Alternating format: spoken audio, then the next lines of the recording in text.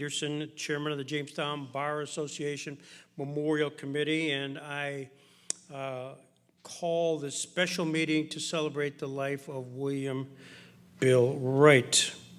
The order of the day will be, I will read a brief obituary on Mr. Wright.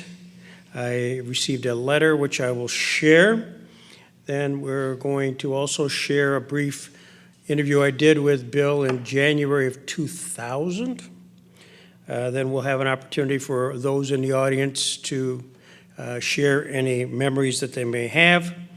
When it's all said and done, this will be sent to Jerry Leneke, who's agreed, notwithstanding his retirement, that he will do a transcript for the Wright family, and I look forward to that. And I want to thank Elliot Raimondo for providing us coffee to keep the juices flowing for the rest of the day. William L. Bill Wright Sr. of West Ellicott died on Wednesday, June 5th, 2024, 3 days shy of his 97th birthday. He was born on June 8th, 1927, the youngest of three sons of Clive L. Wright Sr. and Ruth Ackroyd Wright. Bill was a 1945 graduate of Jamestown High School and a 1949 graduate of Allegheny College. Did I say Allegheny College? Where he was a member of Sigma Alpha Epsilon fraternity. He attended Yale University for a semester prior to enlisting in the United States Navy. He proudly served his country as a supply officer aboard the USS Richard B. Anderson during the last months of World War II, and aboard the USS Repose, a Navy hospital ship during the Korean War. He thereafter attended Cornell Law School, from which he graduated in 1954. Following graduation, Bill returned to Jamestown to practice law with his father and his older brothers Robert Bob and Clive Jr. Bud in the firm of Wright & Wright, and later with Mark Hampton with the firm of Wright & Hampton, for which he retired in 1994. During his 40 years of practice, he was widely respected for his expertise in trust and estate law. Bill was a quiet pillar of the community and proudly served many local organizations, including as a director of the Hultquist Foundation, the YMCA, and the Jamestown Bar Association. Surviving are his wife of 67 years, Constance Connie Larson Wright, whom he married on April 20th, 1957, his sister-in-law Carol Sorga Busti, three children, Susan Carlson, William Bill Wright Jr., and Stephen J. Wright of Lakewood, together with 9 grandchildren. I draw your attention to much more extensive obituary, which appears, and for those that were in attendance, I'd listened to the remembrances of Steve Wright and his dad. That was incredibly memorable, insightful, and humorous. So I had it all. It had it all. Dear Mr. Peterson, please accept this letter on behalf of the Jamestown Bar Association Memorial Committee for William Bill Wright Sr. to be held at the Robert H. Jackson Center on the 9th day of August 2024. I ask that this letter be read into and made part of the record. Unfortunately, I am out of town and unable to attend this tribute. William Bill Wright was a quiet and steadfast pillar of the community. He touched so many people. Bill was a devoted family man, a skilled estate lawyer, a perfect gentleman, and a Renaissance man who left a lasting impression on those who knew him. As a family man, Bill's love for his wife and children was unmatched. I can recall many occasions when our families would get together for dinner and fun. Bill's greatest joy came from seeing his family thrive. He was so proud of their accomplishments, and every time we would visit, he would ask about my family, and we would talk about this. At the end of the conversation, he always offered some wisdom and support. In his professional life, Bill was an exceptional lawyer. His paperwork was impeccable. He was always well prepared. I recall his keen intellect, humble demeanor, and carefully selected words as he artfully persuaded the court. He was an old-school attorney who believed in the power of the law and justice.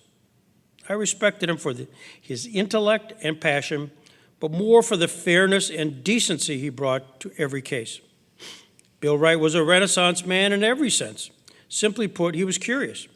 He was a dapper, well-dressed, passionate estate lawyer by day and a welder, auto mechanic, handyman, roofer, bird watcher, log splitter, you name it, by evening. He was always eager to learn. Above all, Bill was the ultimate gentleman. His kindness, humility, and grace were always apparent. He always held the door for my mother. He treated others with respect and dignity. He always had time to stop and visit, and he was always genuinely interested in others. He was so proud of his military service and Allegheny College. Bill Wright was a man of many talents, but more importantly, he was a friend and a role model. When Bill Wright was dropped into the pond of life, his ripples went far and touched many. I will miss Bill Wright and for everything he embodied. Very truly yours, Stephen W. Cass. Now we'll dim the lights.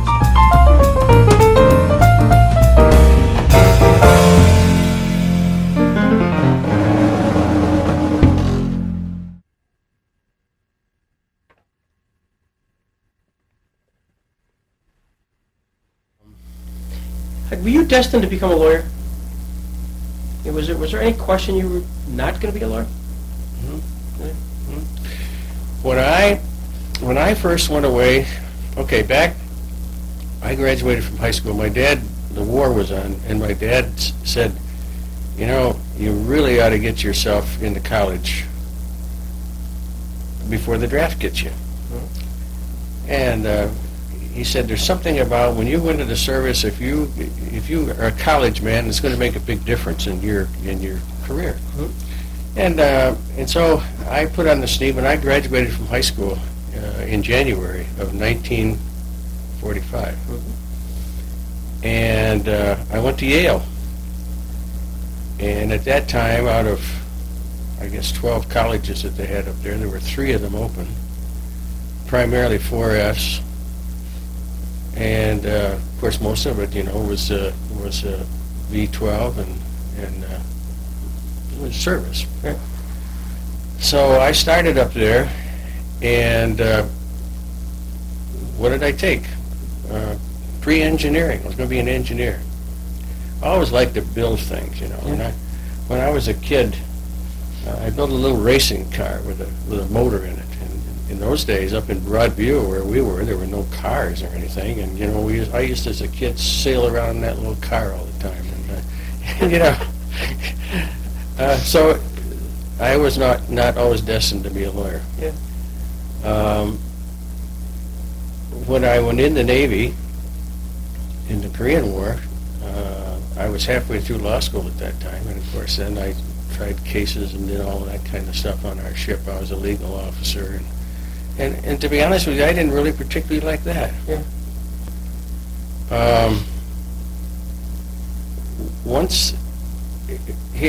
I was a supply officer in the Navy, and I was a glorified bookkeeper, and I really did enjoy that type of thing. And I think I could have been a CPA and been just as happy as being a lawyer.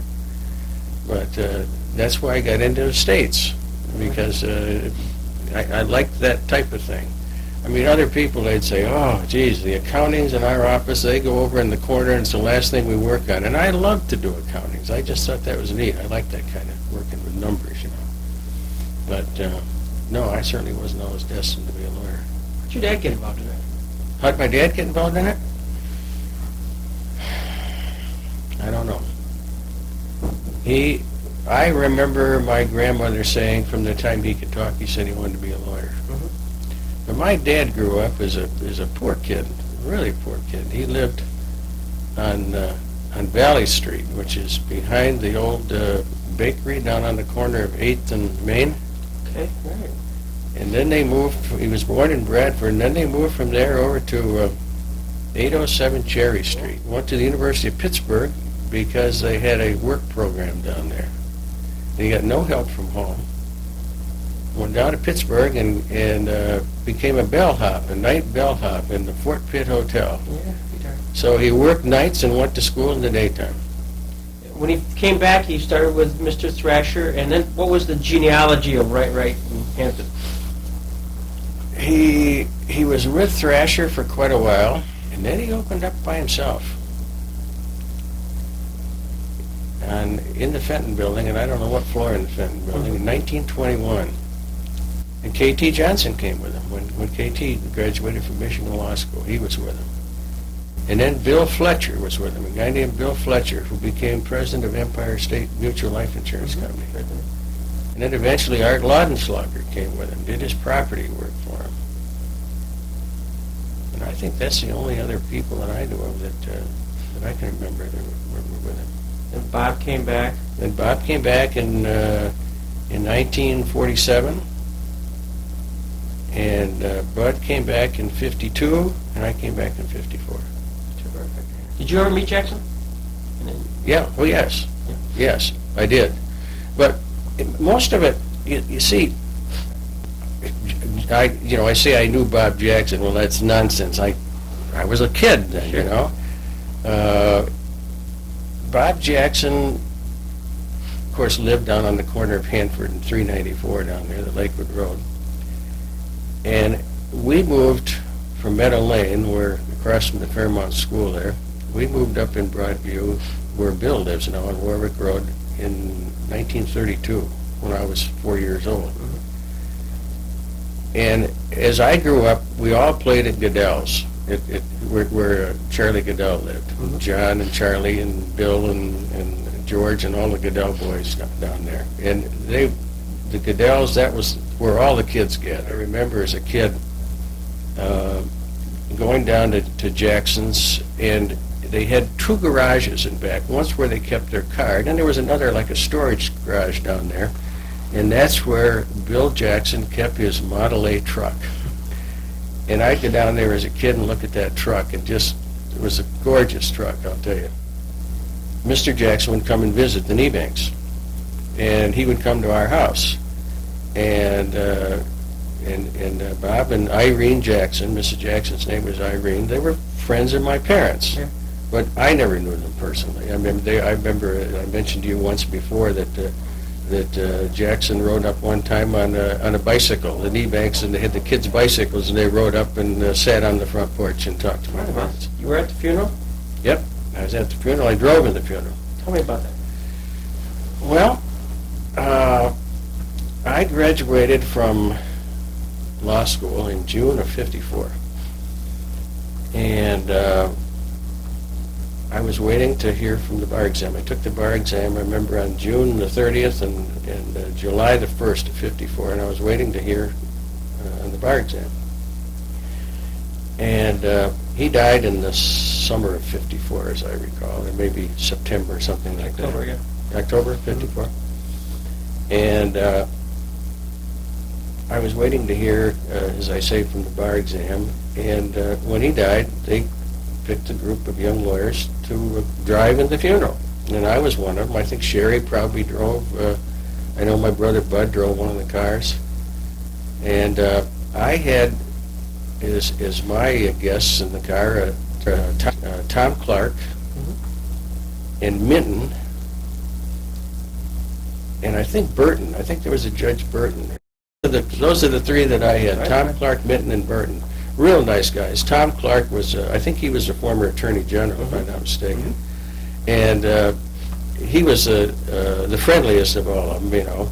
And we got to talking, and I told him that I had recently taken the bar exam. And, of course, he wished me luck and all of that, and said, you know, you ought to come down and be sworn in before the Supreme Court. I remember driving around Chautauqua Lake, and they wanted to see Chautauqua. And Charlie McCluskey, I believe, was the sheriff at that time.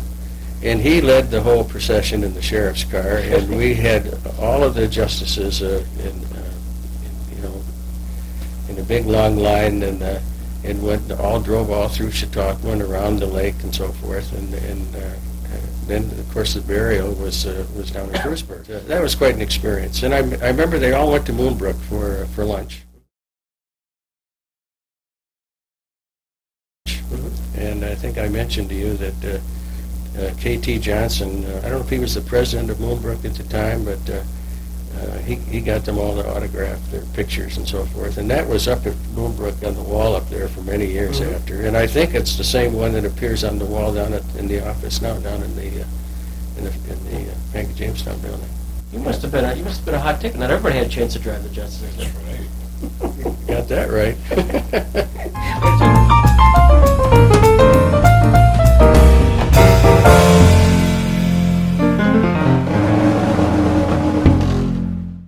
For anybody on the audience who would like to share a remembrance or two on Bill Wright, feel free. I would like you to come up here again for the video, state your name, and present your thoughts. Good morning. My name is Steve Selstrom, and I'd first like to extend my love and sympathy to the Wright family. Steve and young Bill and I grew up together. Our parents were close friends. They went to dinners together. They had potluck dinners at each other's houses. They went to the same vacation spots, and as a result of that, Bill Sr. was like a surrogate dad to me, one of my surrogate dads over the years. I know this is a lawyer's memorial, and you can focus on the fact that Bill was a great lawyer, a smart lawyer, a well-prepared lawyer, but that didn't define him. I think I've heard Steve say basically that once Bill retired, I don't know that he came to the office more than 3 or 4 times. So once he left the practice of law, he was ready to leave the practice of law. And, for someone who was 40 years in practice, that's almost unimaginable, I would think. But he was willing to do that. But more importantly, Bill was an extremely kind person, had a fantastic sense of humor, always a mischievous smile behind his eyes. And, I've come to that unfortunate point in my life where kind of the lions and rocks of my youth are leaving or have left. And, I'm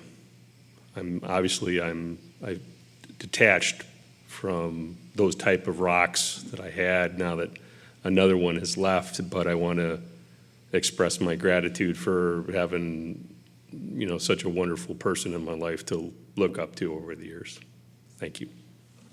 My name is Cynthia Peterson, and I had the great privilege and honor of being able to work with Bill Wright professionally at Wright in Hampton. And that may not seem remarkable now, but this was at a time when there were one other woman lawyer in Jamestown, and the Wrights took a chance on me, and I was always very grateful for that. Everything Steve Cass said, I would echo. It was a joy and fun to work at Wright in Hampton. I think they took a chance on me because all of those gentlemen, and they were gentlemen, had daughters, and I think they saw the future for their daughters, and I'm just a little bit older than each of their girls, and I think that it was a tribute to their daughters that they hired me and took that chance. I learned so much from them. They were wonderful mentors, and your dad was particularly fun and funny to be with. I enjoyed his company very much, and he taught me not only many things about the law and accounting and drafting wills. He was very patient and very informative, but he taught me something that I've used so much. He taught me how to read the Wall Street Journal and how to invest. And I'm so grateful for those lessons because they have served me so well, and I've often thought about him for that. I can't say enough good about your dad and everybody at Wright in Hampton. So thank you for this opportunity. I'm sorry for your loss. Good morning. John Plum is my name, retired attorney. I have served on the Holquist Foundation for a number of years now. One of the other members is Tom Flowers. I spoke to him yesterday. He couldn't be here. He wanted me to extend his condolences to the family. I first met Bill and his brothers. It was the mid-70s. I was in the Bankers Trust building. They were across the street in this building that was just full of attorneys. It's like a fraternal organization.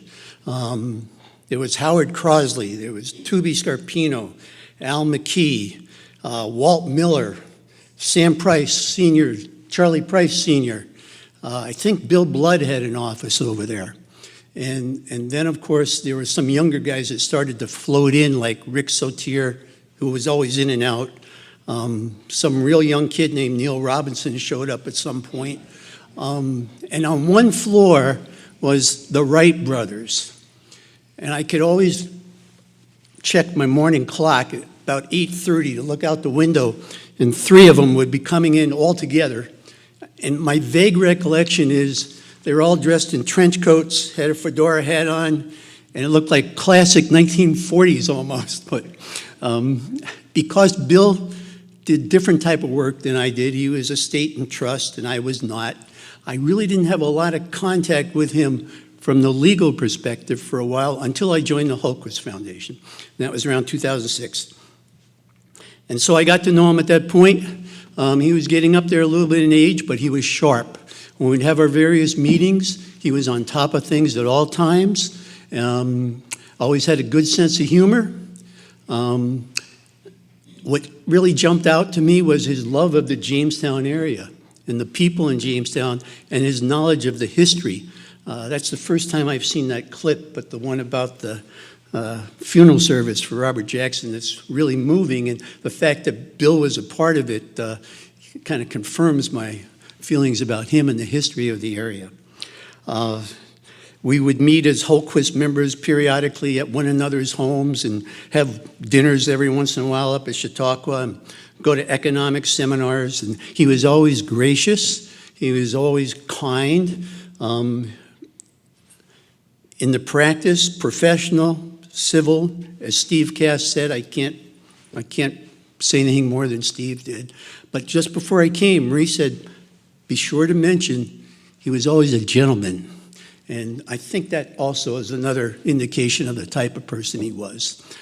So I also can extend my condolences to Connie, to Steve, to Bill, to Susan, and all their families. Thank you. Excuse me. I'm Lynn Hartley. I had the very terrific opportunity to meet the Wright brothers.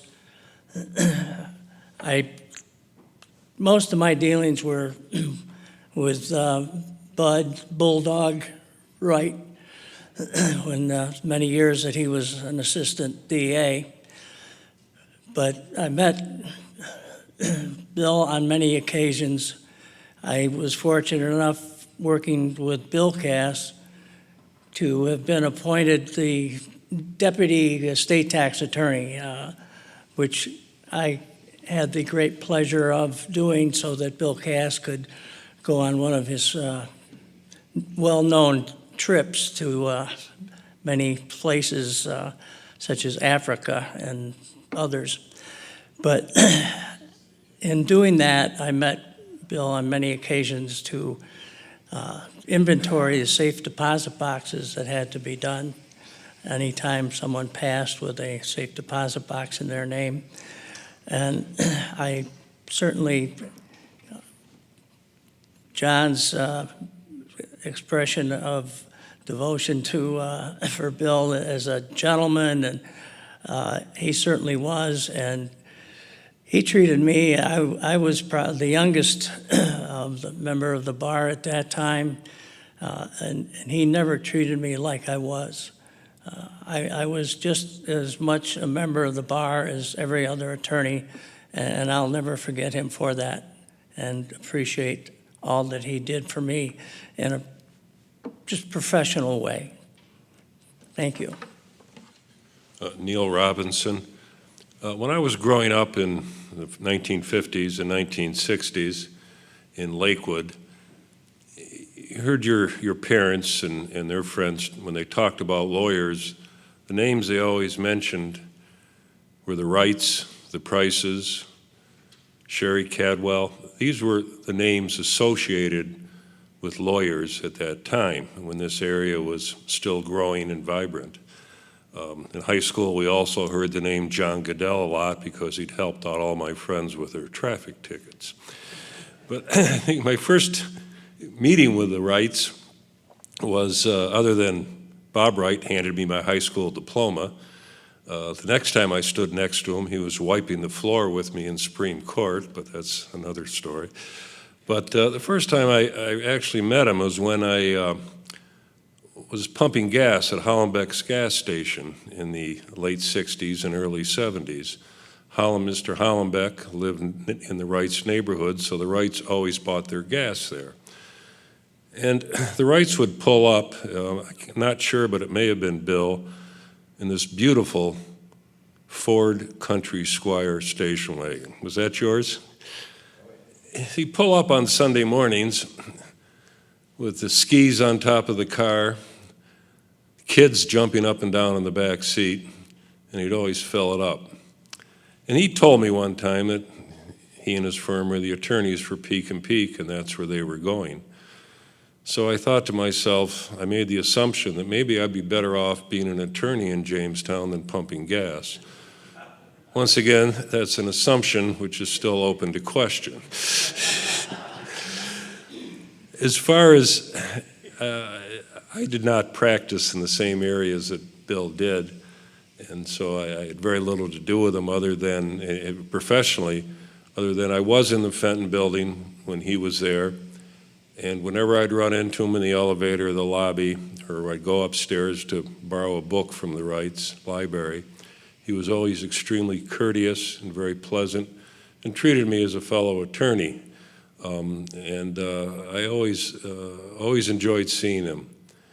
I think when lawyers spoke about Bill Wright back in the 80s and 90s and 70s, when his name came up, there was always, you could tell, respect among the other lawyers for him. So I think I always had the impression he was a real lawyer, a true lawyer, and the kind that you and your family could trust. So we are going to miss him. I'm very sorry for your loss. We just want to say thank you to all of you and the expression, the outpouring of sympathy and the stories that everybody has shared have just been overwhelming, and we really appreciate it. Our dad loved being a lawyer. He appreciated the profession. He loved working with all of you. He really admired and was a great advocate of the camaraderie of the profession. He was a big believer in the Bar Association. He loved how attorneys could go at each other in court and then have lunch together and then go at each other again in the afternoon. He thought that's a very special aspect of our profession. Something I never learned. Yeah, No. sure. No, I appreciate everybody coming. It's really fun to hear the stories, and every story that I hear reminds me of like 10 more that I would love to tell. I guess the only one I'll tell is what's really funny is I never really knew my father as an attorney, kind of like Steve said. I came into the practice the year that he retired. I sit in his office. I've been there now for 30 years, sitting in my dad's office.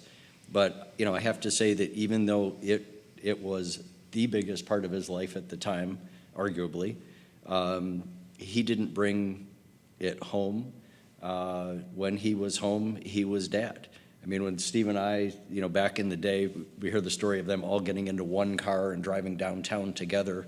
It was a big deal if I could go over and sit with the guys at Grandma's house in the morning, and have coffee with them, and then I'd go home and they'd go on to their job. That was about as close as I came to him as an attorney. And I look at that now and say how incredible that was that he didn't bring that home. So I give him great credit for that. But again, thank you everybody for coming and sharing the stories. It means a lot. Yeah. And thank you, Greg, for putting the video clip together into the Jackson Center. We appreciate it. Right. Thank you. Without any further ado, I will call this meeting of the Bar Association Memorial Committee adjourned, when the transcripts will be delivered to Connie, your mom, and the family can share that. So with that, thank you, everybody, for coming, and for those that didn't sign, please do. Thank you very much.